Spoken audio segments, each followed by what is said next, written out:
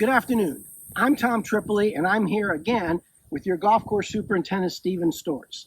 The last time we came to you, Stephen showed you where we were in accordance to our tee box project.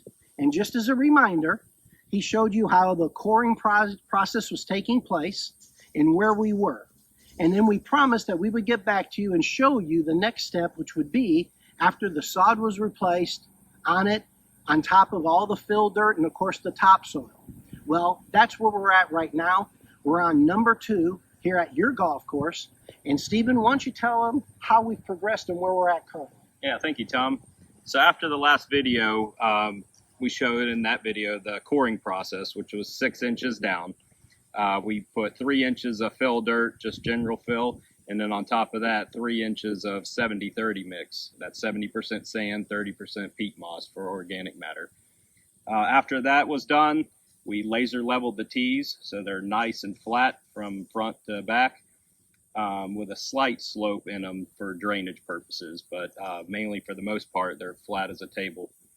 And then after that, we laid the sod. Most of the sod was laid in rolls, so we have very few seams involved, so they'll tack in nicely and we won't have any issues with that. Some of the smaller tees, we did use the squares, as you can see here. This sod's been down for about 6-7 days, and when you tug on it, you can tell that it's already got some resistance there. It's already tacked down nicely, so we can go ahead and get a mow on this within the next day or so. That's great, Stephen.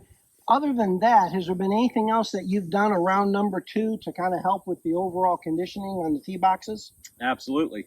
So we cut down some strategic trees that we identified as being a shade issue on these back 2 tees on number 2. So now that we have ample sunlight on these tees, we shouldn't have any issues moving forward.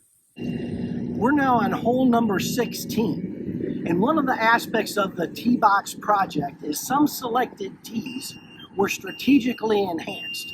This is certainly one of them. In addition to number 16, a major focus was placed on several of the women's tees that were way too small to be enjoyed for our women to enjoy. And those are also being addressed. But to really touch on the details and the significance of what's happening here on number 16, Stephen, will you go over all the details of what's happening here? Yeah, absolutely. So the vision here was to not only give us more team space, but to also open it up and give us a better shot to the green.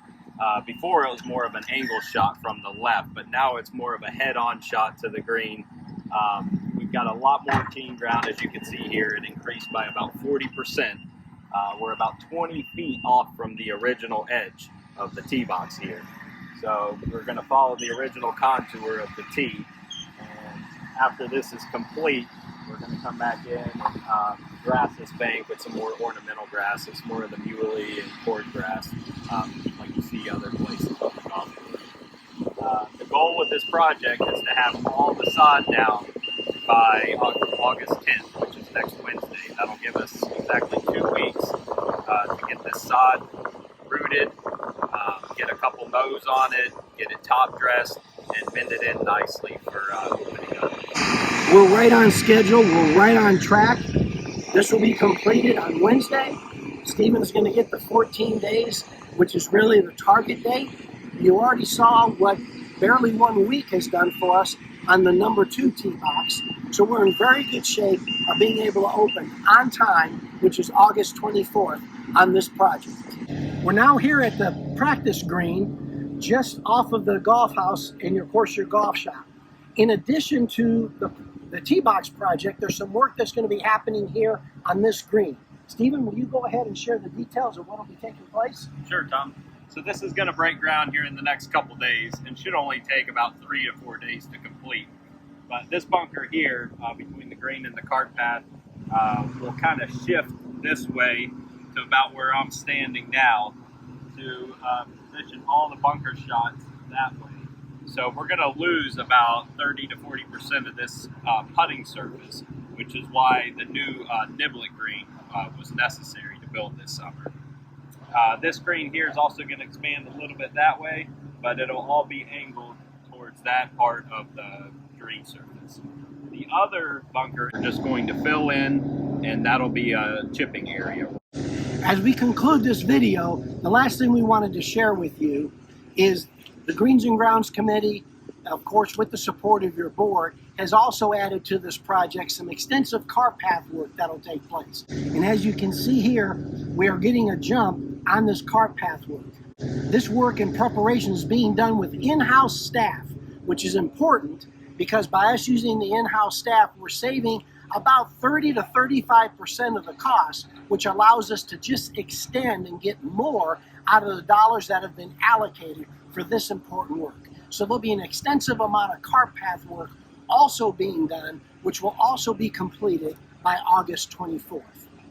Before I end, it is appropriate for me to extend a heartfelt gratitude to Stephen and his team, because not only is he managing this project exceptionally well, but in addition, he has completed not one, not two, but 3 aerifications on the golf course already, in addition to the dry jet that took place in June.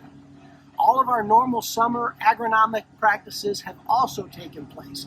Extensive amount of tree trimming, palmetto trimming, and beautification has also taken place. So on behalf of myself, the rest of the staff, and I'm sure you and your fellow members, Stephen, congratulations to you and your staff. Thank you, Tom. With that, we look forward to having each and every one of you back. For those of you that are here, I know you're looking forward to August 24th. Thank you very much.